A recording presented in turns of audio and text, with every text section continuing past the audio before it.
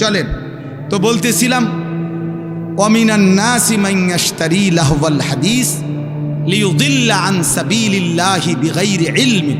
আল্লাহ বলে কিছু মানুষ আছে এমন যারা প্রতিনিয়ত অবান্তর, অসার,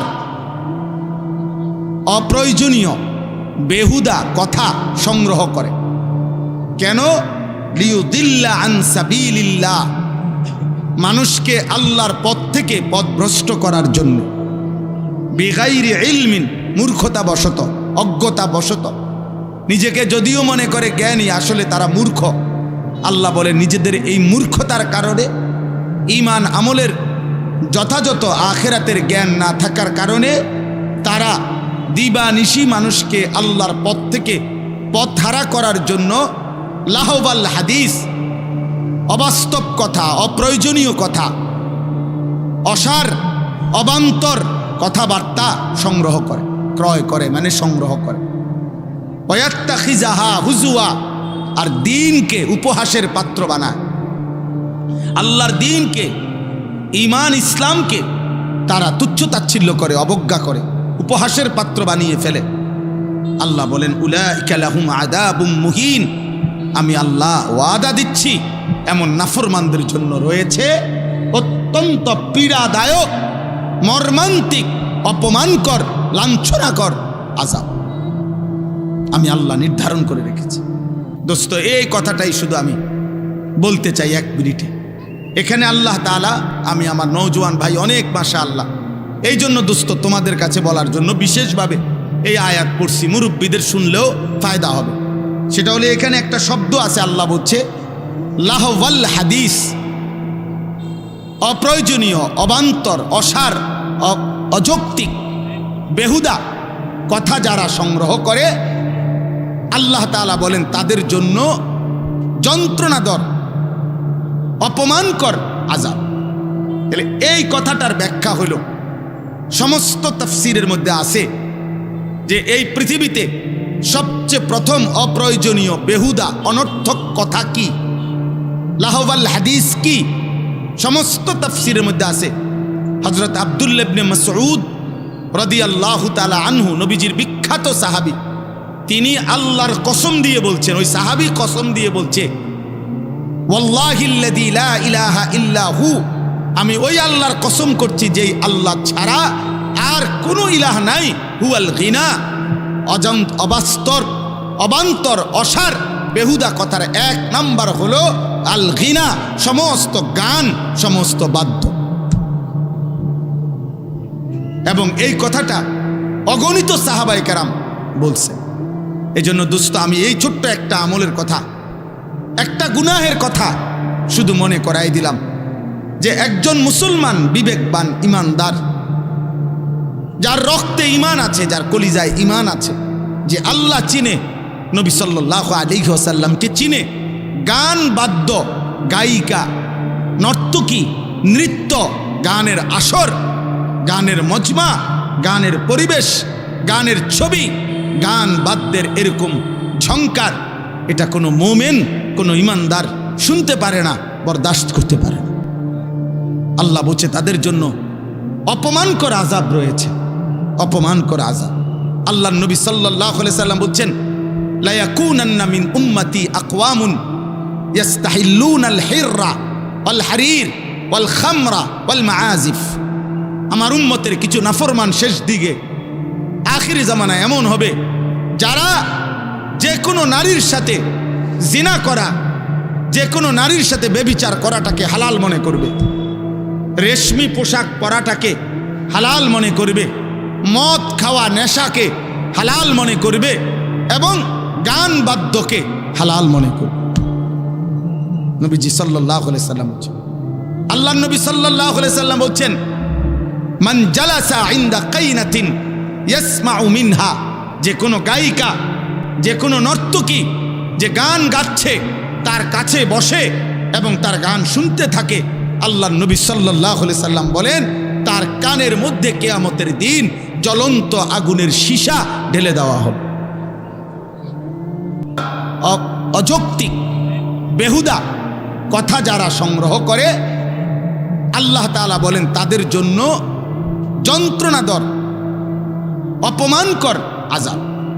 তাহলে এই কথাটার ব্যাখ্যা হলো সমস্ত তাফসীরের মধ্যে আছে যে এই পৃথিবীতে সবচেয়ে প্রথম অপ্রয়োজনীয় বেহুদা অনর্থক কথা কি, লাহওয়াল হাদিস কি, সমস্ত তাফসীরের মধ্যে আছে।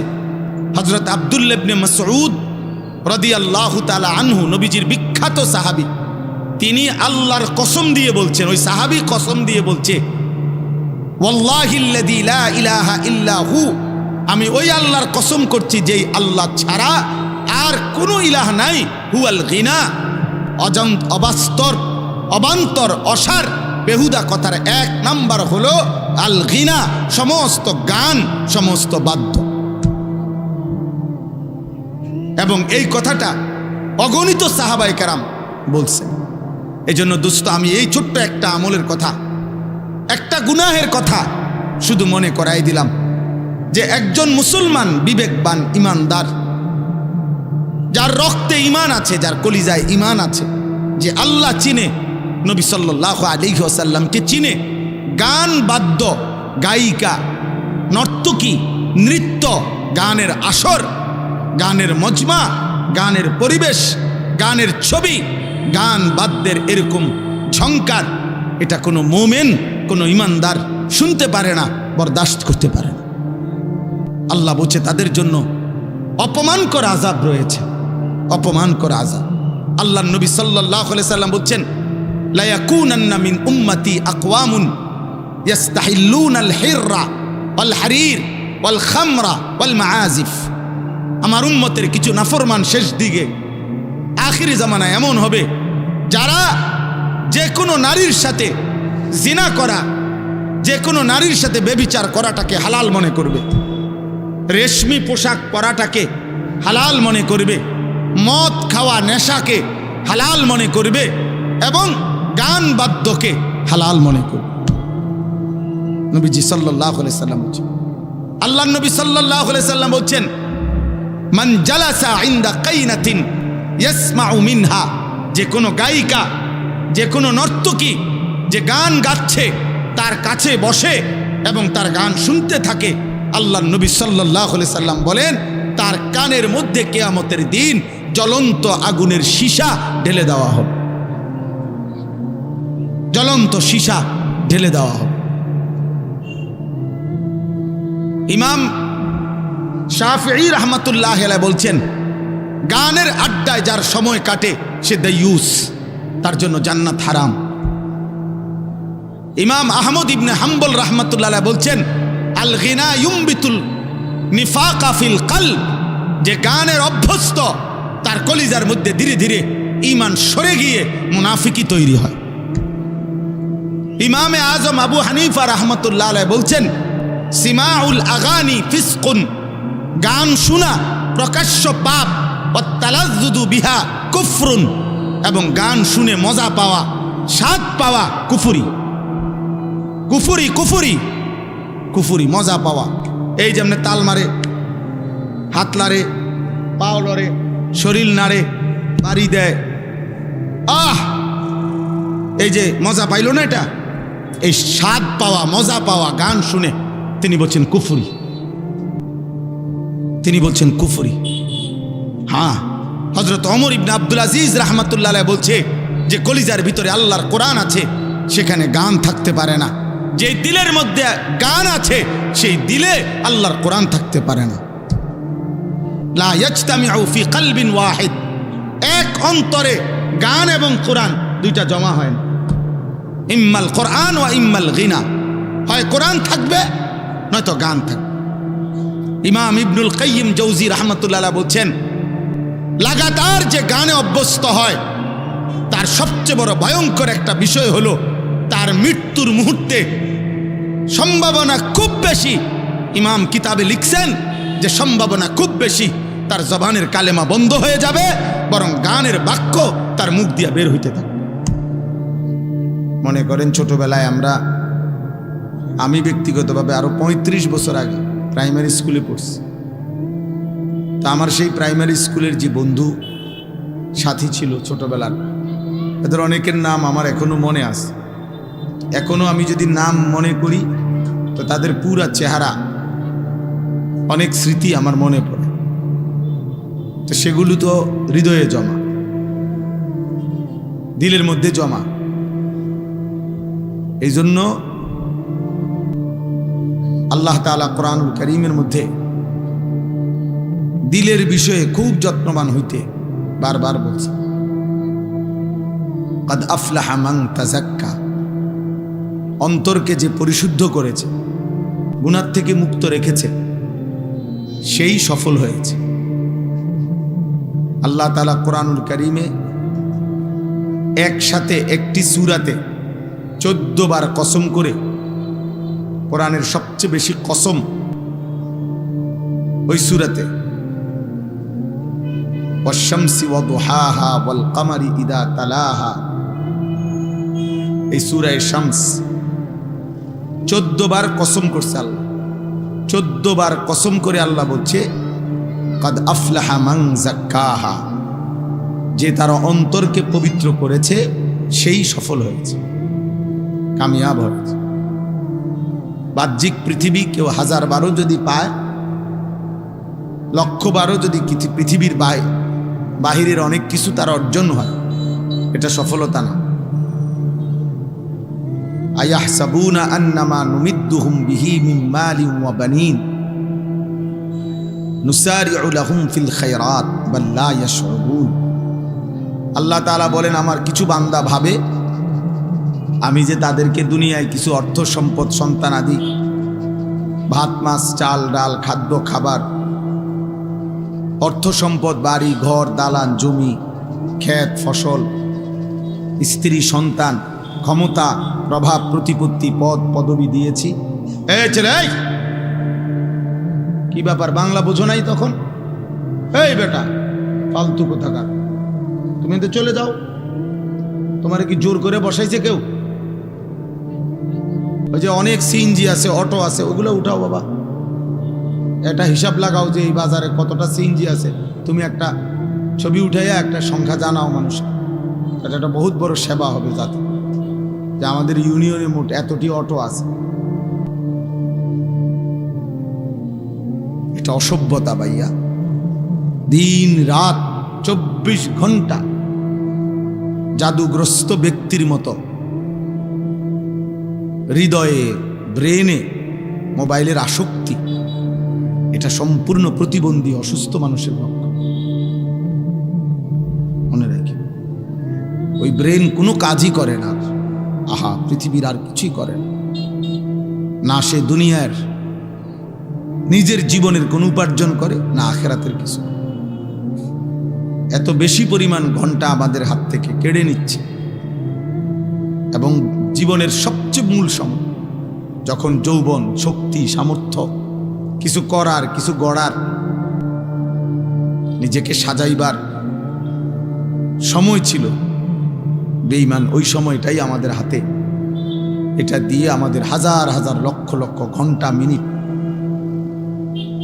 30 জন মুসলিম ছেলে যদি 30 ঘন্টা 1 ঘন্টায় করে মোবাইল চালায়, 1 ঘন্টা একসাথে, তাহলে আমাদের মুসলিম সম্পদ থেকে 30 ঘন্টা হারায় গেল। মানে 1 ঘন্টা যায় নাই, বরং 30 ঘন্টা গেছে। কারণ 30 জনের থেকে তো 1 ঘন্টা করে গেছে। এভাবে কত লক্ষ ঘন্টা প্রতিদিন চলে যাচ্ছে অনাদরে। এই সময়টা যদি মাটি কাটতো তাও ভালো হতো। এই সময়টা যদি সে কিছুটা দুনিয়াবি কিছু করত। ছোট ছোট কত কাজ আছে। তুমি একটা মোমবাতি বানাও, এটা তো বিক্রি হবে। তুমি একটা মেস এটা বানাও, এটাও বিক্রি হবে। একটা কয়েলের বাক্স বানাও, এটাও বিক্রি হবে। একটা কলম, সেটাই বানাও। ছোট ছোট মেশিন আছে যেটার জন্য অনেক বড় ফ্যাক্টরি লাগে না। ছোট ক্ষুদ্র জায়গা হইলেই উপার্জন করা যায়। এমন কিছু করে না, অপদার্থ তার বাবার কাঁধের উপরে ভর করে বসে আছে যে আজকে 2 বছর 3 বছর ঘুরে কি বিদেশ যাব। তো বিদেশ যাইলে যাইবা আর কি, যেদিন যাইবা ওই দিনে না।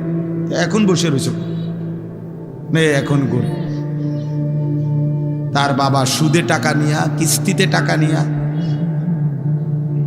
যেমনে পারো জমি বিক্রি করে হোক, মাথার ঘাম পায়ে ফেলে হোক, রক্ত বেচা হোক, কিডনি বেচা হোক, পরে বিদেশ পাঠাইতে, নাই তো সে উপার্জন করতে পারে। এখানে 6 ঘন্টা কাজ,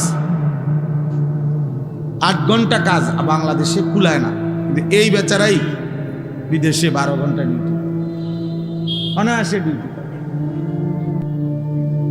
এই সেই ছেলে যে দেশে থাকতে যারে দিয়ে 2টা ঘন্টা কাজ করানো যায়।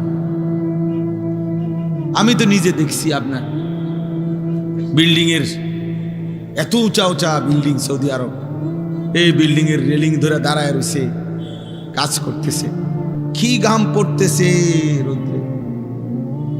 12 ঘন্টার আগে কোনো ছুটি নাই, 12 ঘন্টার কমে কোনো ডিউটি নাই, কোনো ডিউটি নেই। অথচ এখানে কুলাইল না, এখানে কুলায় না। চালাও বাবা, মোবাইল চালাও, একদিন তোমাকেই থেমে দাঁড়াইতে হবে। জীবনের পিছন দিকে তাকাইলে মনে পড়বে, হায় কত সময় আমার হাত থেকে চলে গেছে। ইয়া লাইতানি কদ্দামতু লি হায়াতি। কোরআনুল কারীমের মধ্যে আছে, আল্লাহ তাআলা বলেন, নাফরমান হাসরের মাঠে দাঁড়িয়ে দাঁড়িয়ে আফসোস করবে আর বলবে, হায় আমি যদি আমার এই হায়াতের জন্য, আখিরাতের জন্য দুনিয়ায় কিছু পাঠাইতাম, আমার দুনিয়া থেকে যদি কিছু পাঠাইতাম। ইয়া লাইতানি কদ্দামতু লি হায়াতি, আমি যদি কিছু পাঠাইতাম। ইয়া লাইতানি লাম উতা কিতাবিয়া, হায় আজকে যদি আমার হাতে আমলনামা না দিত, এ আফসোস। ইয়া লাইতানি লাম উশরিক বিরব্বি আহাদা, হায় আমি যদি আমার আল্লাহর সাথে কাউকে শিরিক না করতাম। ইয়া লাইতানি কুনতু মাআহুম ফাআফুজা ফাওজান আযীমা, হায় আমি যদি আল্লাহর কোনো প্রিয় বান্দার সঙ্গী হতাম, তাহলে তো আজ আমিও কামিয়াব হয়ে যেতাম। ইয়া লাইতানি লাম আত্তাখিজ ফুলানান খলীলা, হায় আমি যদি দুষ্ট নাফরমান পাপীকে বন্ধু না বানাইতাম। ইয়া লাইতানি ইত্তাখাযতু মা'আর রাসূল সাবিলা, হায় আমি যদি আল্লাহর রাসূলের পথ ধরতাম। ইয়া লাইতানা আতা'না আল্লাহ ওয়ার রাসূলা, হায় আমি যদি আল্লাহ এবং তার রাসূলের আনুগত্য করতাম। সব কোরআন শরীফের আয়াত। ইয়া লাইতাহা কানাতিল কাদিয়া, হায় আজ এই হাসরের মাঠে যদি আমাকে মৃত্যু এসে সমান করে দিত। আফসোস করতেই হবে দোস্ত, কোনো সন্দেহ নাই। হাদিসের মধ্যে আছে, আল্লাহর নবী সাল্লাল্লাহু আলাইহি সাল্লাম বলেন, জান্নাতে যাওয়ার পরেও জান্নাতি বান্দা আফসোস করবে, যা আমি যদি আরো কিছুটা তাসবিহ পড়তাম, আমি যদি আরো কিছু তাসবিহ পড়তাম, আমি যদি আল্লাহকে আরো কিছু ডাকতাম, তাহলে আজ জান্নাতেও তো আমার মর্যাদা আরো উপরে উঠত। মানে দুনিয়ার সময় এতটা দামি যে জান্নাতে যাওয়ার পরেও বান্দা আফসোস করবে, যখন তার চাইতে উঁচা জান্নাতে মানুষকে দেখবে, খুব আহা আমি যদি আর 10 বার সুবহানাল্লাহ পড়তাম, তাহলে তো আমি উঠতাম। আমি যদি আর 100 বার সুবহানাল্লাহ বেশি পড়তাম, তাহলে তো আমিও আর একটু উপরে উঠতে পারতাম। এই জন্য সবাই মিলে পাঞ্জাবিওয়ালা, টুফিওয়ালা, কে কারে দেখান,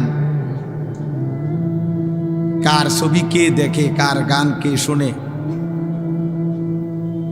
কে কারে দেখাইতেছেন, কে কারে দেখাচ্ছেন, কার জন্য এত কষ্ট করতেছেন, দৌড়াইয়া দৌড়াইয়া, ঘুরা ঘুরা, দাঁড়াইয়া, বইয়া, শুইয়া, কাইতইয়া, সিতইয়া, সবাই মোবাইলে ছবি তুলতেছে।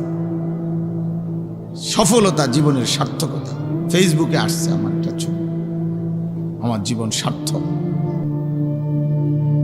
আমার একটা ছবি আসছে ফেসবুক, ইউটিউবে আমার একটা ছবি আসছে, অতএব আমি সফল। অথচ আল্লাহ তাআলা বলছেন গুনাহ থেকে যে নিজের দিলকে পাক করেছে সে সফল। ফামান যুহজিহা আনিন নার ওয়া উদখিলাল জান্নাহ ফাকাদ ফাজ। আল্লাহ তাআলা বলেন যাকে জাহান্নাম থেকে মুক্তি দেয়া হলো এবং জান্নাতে প্রবেশ করানো হলো সেই কেবল সফল হলো। ফাকাদ ফাজা, সে সফল হলো। ইতিহাসের নির্ভরযোগ্য কিতাবে আছে দোস্ত, নবীজি সাল্লাল্লাহু আলাইহি সাল্লামের সাহাবীরা যখন যুদ্ধের ময়দানে জীবন দিতেন, সারা শরীর যখন রক্ত মাখা শরীর নিয়ে শহীদ হচ্ছিলেন, শেষ নিঃশ্বাস যাওয়ার মুহূর্তে শাহাদাতের পবিত্র রক্তে, তখন সাহাবীরা বলতেন ফুজতু ওয়া রব্বিল কাবা, কাবার রবের কসম আমি সফল হয়ে গেলাম, আমি আল্লাহর জন্য জান দিলাম। ওনারা সফলতা ভাবতেন শাহাদাতে, ওনারা সফলতা ভাবতেন আল্লাহর জন্য জীবন দেওয়াতে। আর আমার কিশোর নওজোয়ান সফলতা ভাবে কোন অসৎ নারী তাকে চিনে, এই সফলতা। কোন অসৎ বন্ধু সমবয়সী তাদের সাথে শেষ আড্ডা দিতে পারে, কেউ বাধা দেয় না, এটা তার সফলতা। তার চেহারা সুরতে এখন এমন হালাত বানাইছে, চলাফেরা এমন গাদ্দার, ফলে তার আপন মা বাবা ভয় পায় তার। ঠিক আছে বাবার এই যেই চেহারা তার, যেমনে গারফাক দেয়, এই নাফরমান কি করে না করে বলা যায় না, যাও ফেলে দাও। এইটা সে এখন সফল। এখন আর মা ডাকে না, বাবা ডাকে না, এখন আর গ্রামের কেউ ডাকে না তাকে। তুমি কামিয়াব, তুমি কামিয়াব দোস্ত।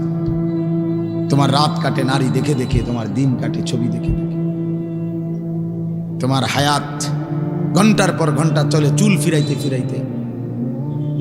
তোমার জীবনের সময়ের পর সময়, মিনিটের পর মিনিট চলে যাচ্ছে মোবাইলের নর্তকী দেখতে দেখতে। গান, বাদ্য, অশ্লীলতা, বেহায়াপনা, গল্প, কৌতুক, হাসি, ঠাট্টা, মজাক, বেহুদা, অনর্থক, অপ্রয়োজনীয় কথাবার্তা, এটা সফল। কারণ এখন আর তারে কেউ ডাকে না। যদি এটাই মনে হয় সফলতা, ঠিক আছে, তোমার বিবেকের উপরে রহম করো।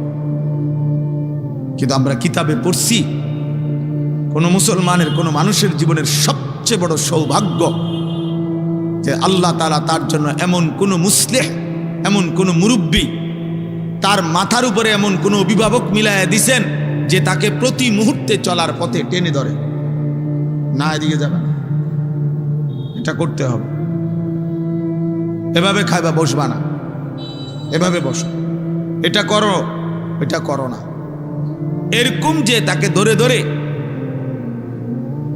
শুধরায়া দেয়, ঠিক করে দেয়। আল্লাহর কসম, কিতাবের মধ্যে আছে ওই মানুষটাই ভাগ্যবান, আল্লাহ যার মাথার উপর একজন অভিভাবক দিছে। সিরাতাল্লাযীনা আনআমতা আলাইহিম, সিরাতাল্লাযীনা আনআমতা আলাইহিম।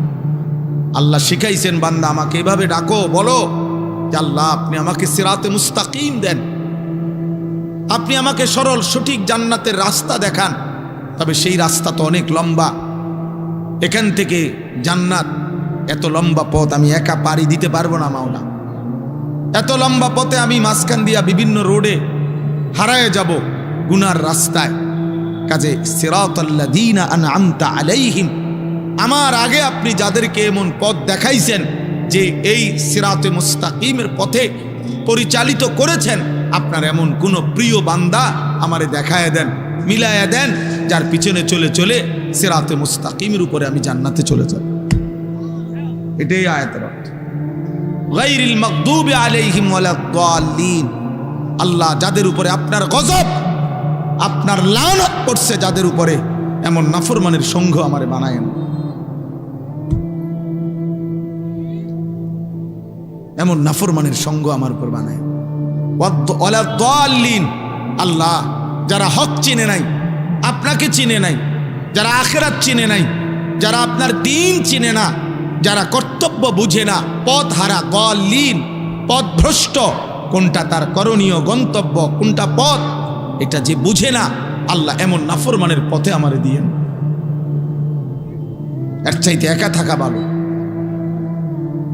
এর চাইতে একা থাকা ভালো দুষ্ট মানুষের সঙ্গের চাইতে, অসৎ মানুষের। এই জন্য নওজোয়ান ভাই, বয়স্ক বাবা, সবাই মিলে ভাবা উচিত, এক এক সেকেন্ড হায়াত আল্লাহর দান। আমরা কিতাবে পড়ছি, তাফসীর আছে, প্রত্যেক মানুষের হায়াত, প্রত্যেক মানুষের সময়, প্রত্যেক মানুষের জীবন, ঘন্টা, মিনিট, সেকেন্ড, দিন, সপ্তাহ, মাস, বছর, এইটা আল্লাহ তাআলা তার বিরুদ্ধে আল্লাহ তাআলা দলিল হিসাবে পেশ করবেন।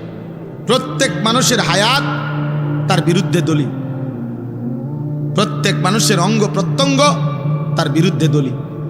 কোরআন শরীফ আছে, ওয়া শাহিদা আলাইহিম সামউহুম ওয়া আবসারুহুম ওয়া জুলুদুহুম বিমা কানু ইয়ামালুন।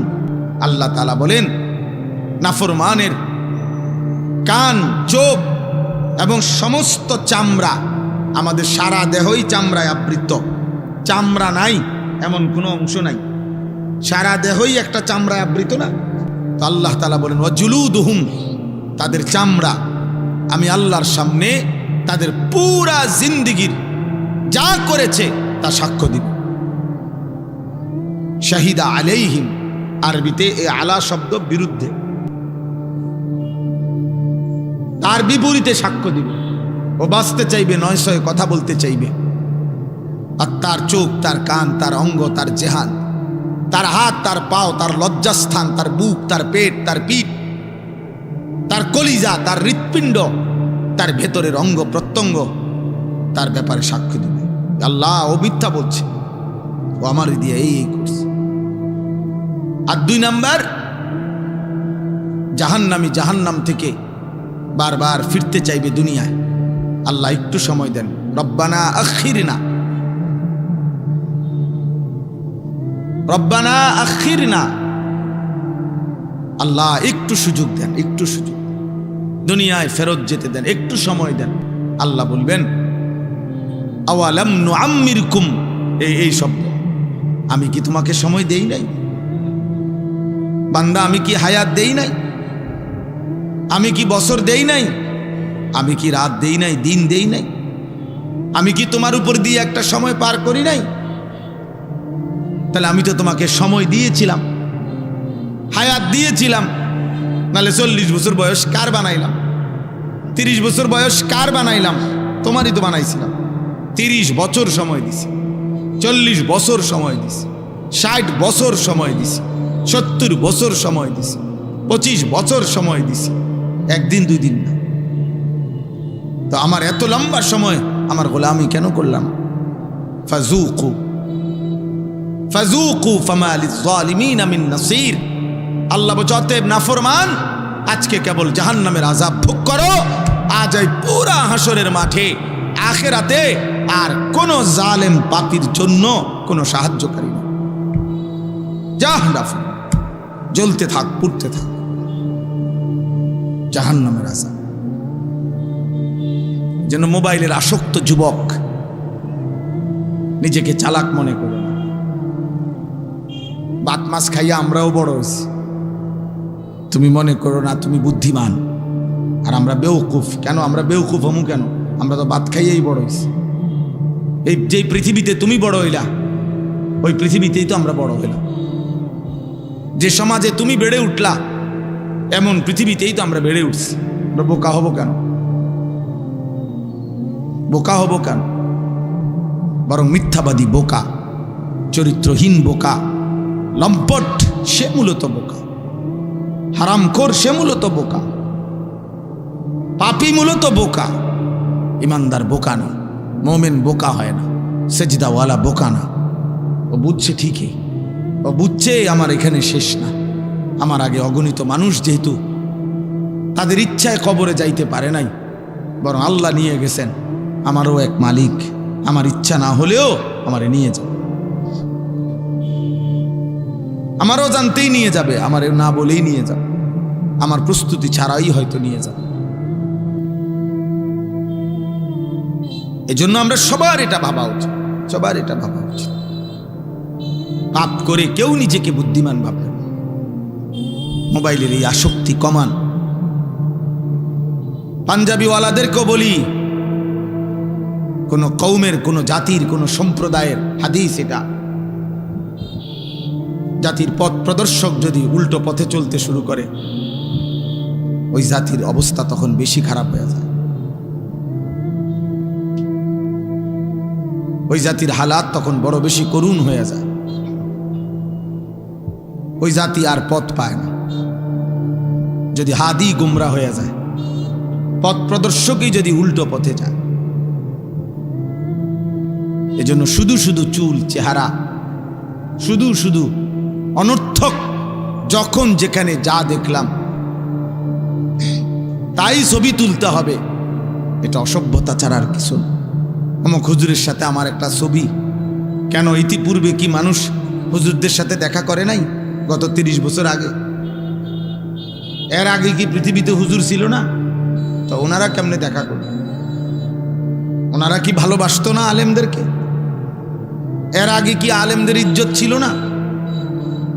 এর আগে কি মানুষ আলেমদের কাছে আসতো না?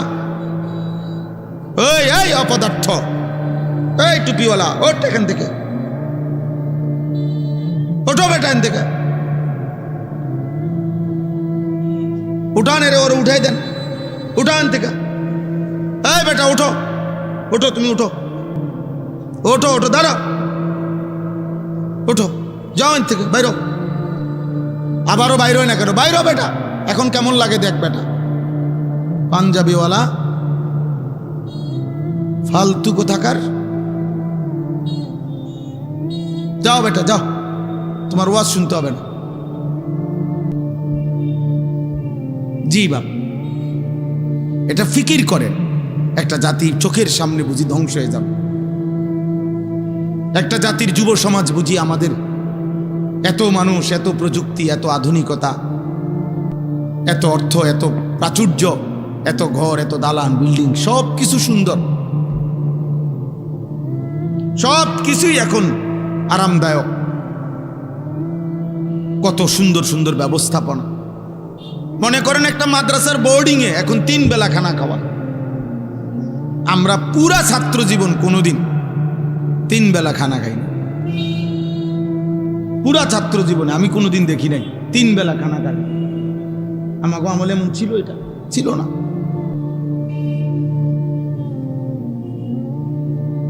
একটু তরকারির জন্য তো আমার স্পষ্ট মনে আছে, আমি চোখের পানি ফেলে কাঁদছি। ভাতের প্লেটে আমার চোখের পানি পড়ছে, একটু ভালো তরকারির আশা। তাহলে এখন কত সুন্দর ব্যবস্থাপনা, 3 বেলা গরম ভাত খাওয়ায়, রুমে রুমে ফ্যান চলতেছে।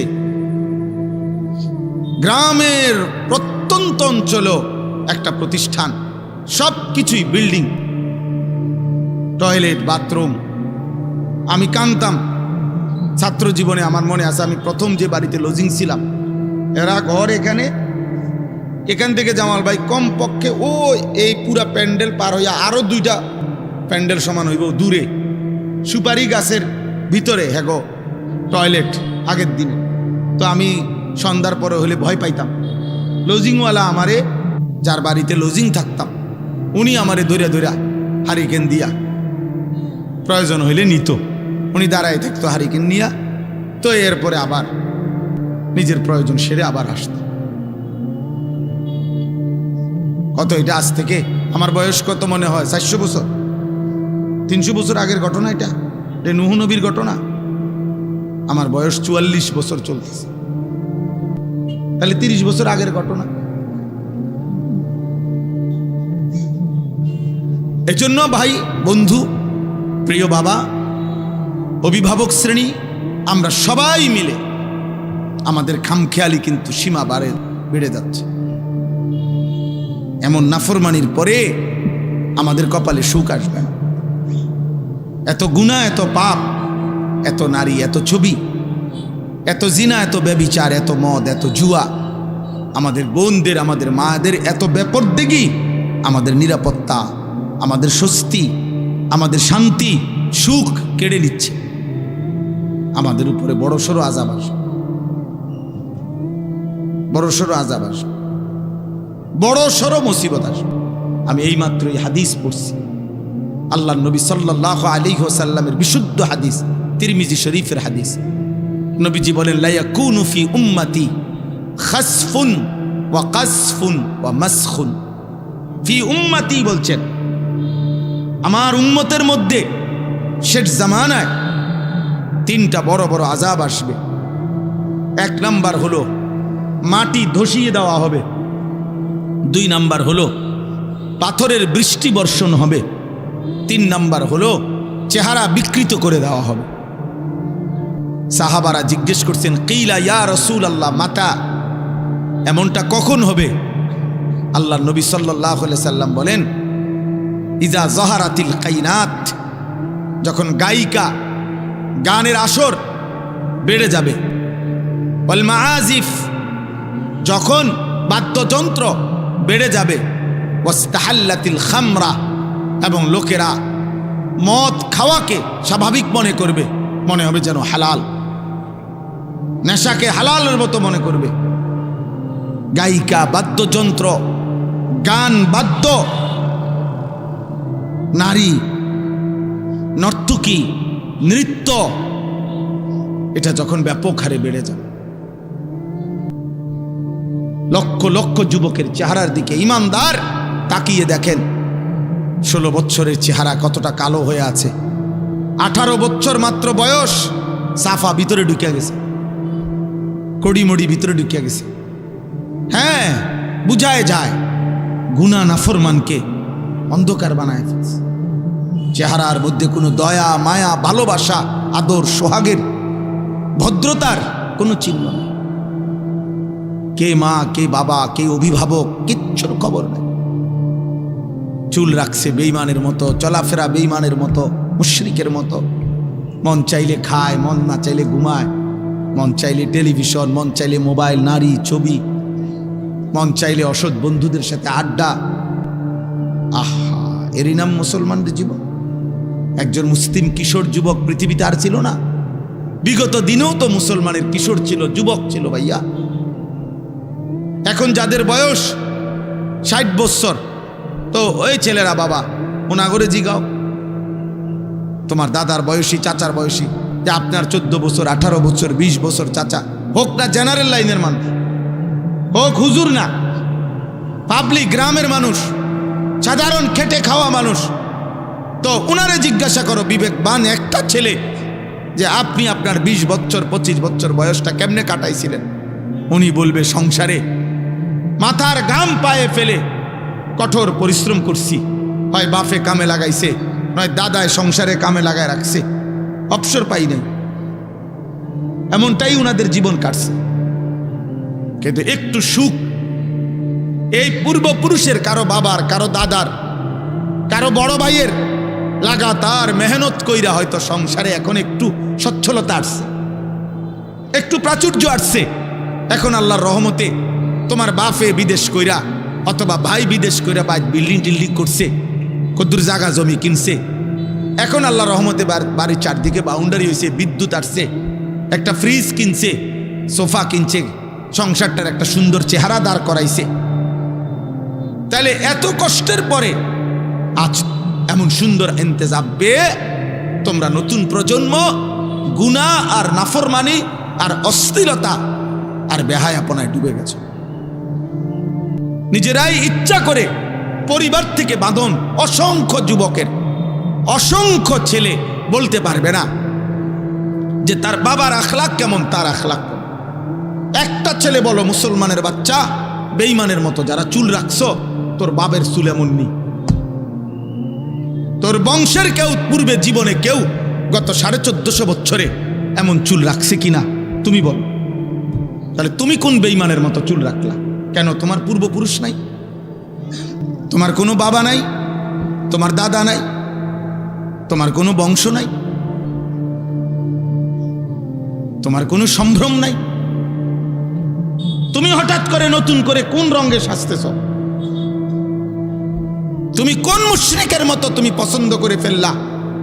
তোমার বাপ দাদা সব ভুল ছিল, তোমার নবী ভুল, তোমার সাহাবারা ভুল ছিল। এত সাহাবা, এত আউলিয়া, এত উলামা, যুগ যুগ ধরে তারা সব অভদ্র, তারা সবার রুচি নাই, তাদের কারো কাছে কোনো সৌন্দর্য নাই। বেঈমানের কাছে সৌন্দর্য, কোনো খেলোয়াড়, কোনো নর্তকী, কোনো টিকটকের অসৎ চরিত্রবান যুবক, আহা কামডা করলা কি? এত ফালতু কাজে, এত বেহুদা কাজে, এত অনর্থক কাজে জীবন নষ্ট করা, এটা ইমানদারের স্বভাব না। আমার শায়েখ আল্লামা মুফতি মুশতাকুন নবী কাসেমি হুজুর বলে, এক ইমানদারের উচিত যে আমি আমার জীবনটা হয় দুনিয়াবি কাজেই ব্যস্ত রাখবো, আর যখনই কাজ শেষ তখনই আমি আমার আল্লাহর জিকির, আমার আল্লাহর ইবাদতেই মগ্ন থাকবো। ওয়ালা ওয়াবতাগি ফীমা আতাকাল্লাহুদ দারাল আখিরা, আল্লাহ বলেন আমি তোমাকে যা দিয়েছি বান্দা, শরীর, স্বাস্থ্য, জীবন, যৌবন, সুস্থতা, অর্থ, সম্পদ, কামাই, রোজগারি, টাকা পয়সা, আমি যা দিলাম, তোমার প্রথম ডিউটি আমার দেওয়া সবকিছু পেয়ে তোমার প্রথম দায়িত্ব বান্দা আখিরাতের ঘর জান্নাত তালাশ করো। আল্লাহ বলছে। 2 নাম্বার, ওয়ালা তানসা নাসীবাকা মিনাদ দুনিয়া, হ্যাঁ শুধু আখিরাত তালাশ করতে গিয়ে তোমার দুনিয়ার প্রয়োজন ভুলে যেও না।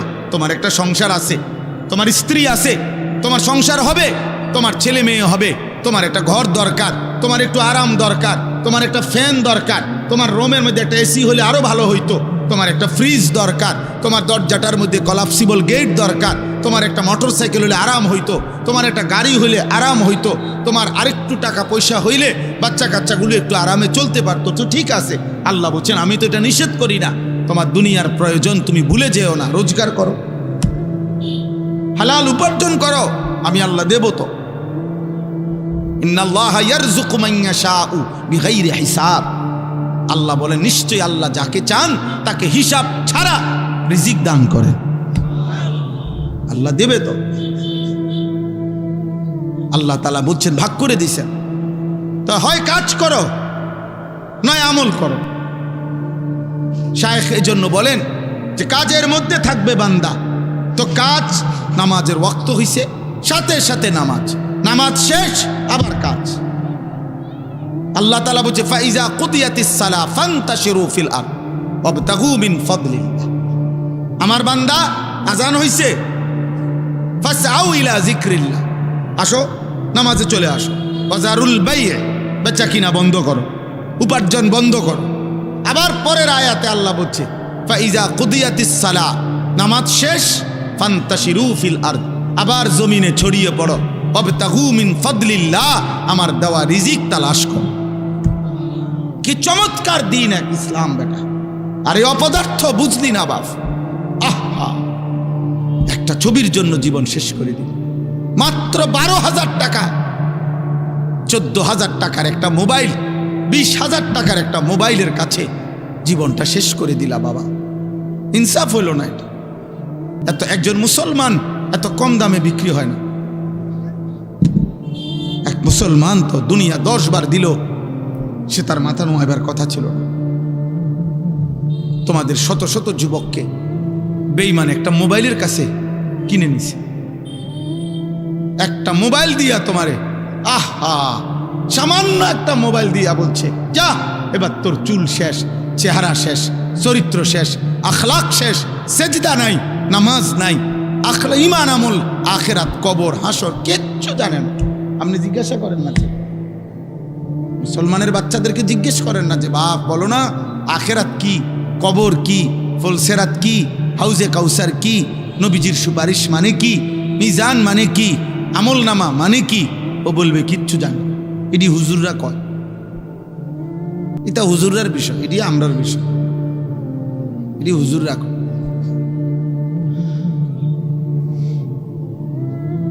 কি শিখাইলেন সন্তানকে, কি বুঝাইলেন? আপনার চোখের সামনে সন্তানের এই অসৎ জিন্দিগি, আহা বাবাদের তো উচিত ছিল চোখের পানি ফেলে কাঁদা, যে আরে আমি আমার চোখের সামনে দেখে গেলাম আমার ছেলে এক ওয়াক্ত নামাজ পড়ে না, ও আমার মৃত্যুর পরে কি? আমার চোখের সামনে দেখে গেলাম আমার স্ত্রী বেপর্দা, আমি বেঁচে থাকতেই দেখে গেলাম আমার ছেলের ঘরের নাতি নাতনিগুলো নামাজ পড়ে না, কোরআন পড়তে জানে না। হায় হায় চাচা, আপনার মৃত্যুর পরে কে আপনার জন্য দোয়া করবে? ওই হুজুর দি আলগা হুজুর, হ্যাঁ আলগা হুজুরের দোয়া আর ফুতের দোয়ার তফাত আছে, কসম খোদার তফাত আছে। যার বাপ মরছে তার কলজার ব্যথা আর কাবা শরীফের ইমামের ব্যথা এক না। কথা বোঝেন নাই? আমার বাপ মরছে, আমার কলিজার ব্যথা, আর এই জায়গার মধ্যে যদি কাবা শরীফের ইমামরা অন্য দাঁড় করান, উনি তো হলো কমন দোয়া, কারণ উনি তো প্রত্যেক দিনে দোয়া করে, এটা তো ওনার বাপ না। আপন সন্তানের ব্যথার আলগা ব্যথা তো এক হবে না বাপ। ইমাম সাহেব যত সুদ দিয়েই কোক, যত টাইনা টুইনেই কোক। ওই দিন আমারে বলতেছে একজনে, কয় হুজুর আমরা এনে বলে যে ওই মানুষ মারা গেছে, এখন গোসল করাবে, আর গোসল করানোর জন্য জিগাইছে আগরে ওই মাইয়েতের পরিবারের হ্যাগরে কোন রেটে গোসল করাবেন, মানে কোন রেটের উপরে? মানে যদি কাইন্দা কাইটটা গোসল করায় তাহলে 1500, আর যদি এমনি নর্মালি গোসল করায় দেয় তো 1000। ওমা খাইছেন, আমি এরম কথা আমি কিও কহা হুজুর, এটাই কথা। কাইন্দা কাইটটা যদি কি করায় গোসল করায় তাহলে কত? 1500। আর যদি এমনি গোসল করাইয়া দেয় তাহলে 1000। এই হলো রেট। এইটা এই বেড়ার ব্যথা, এই বেড়ার কান্দা কাটটা, এই কান্দা আর সন্তানের কান্দা বরাবো, এই তো 1500 টাকার কান্দা, ঠিক না বলেন? এই তো 1500 টাকার ভিতরে হিসাব।